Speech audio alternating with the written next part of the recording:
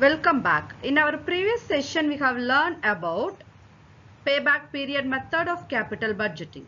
In this session, we will learn about the NPV method in capital budgeting.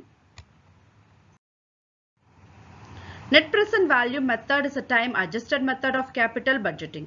In this method, we compare the value of cash inflows received in the future with the today's capital investment of a project. The decision rule is if present value of cash inflows is greater than the present value of cash outflows, the NPV is said to be positive and the investment proposal is considered to be acceptable.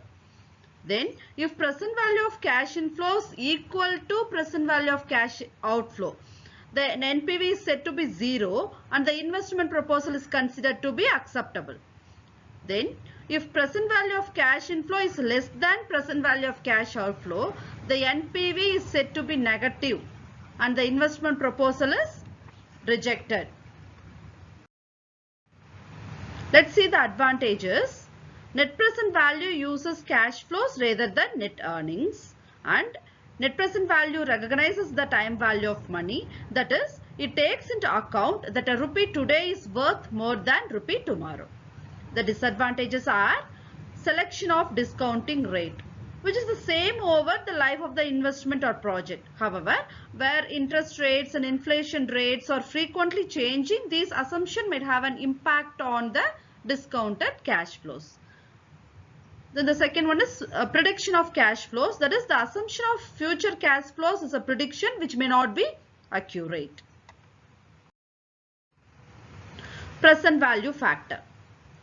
Present value factor is used to indicate the present value of cash to be received in future. This is the formula used to calculate present value factor 1 divided by 1 plus or whole power n. Let us see the problem. A project requires an initial investment of rupees 2,25,000 and is expected to generate the following net cash inflows.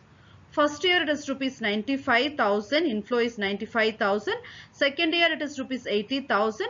Third year it is rupees 60,000 and in fourth year it is rupees 55,000. Then compute the net present value of the project if the minimum desired rate of return is 12%.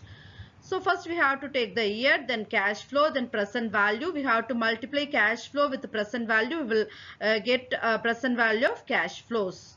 Then we have to total that. We will get present value of cash inflows. With that we have to deduct present value of initial investment.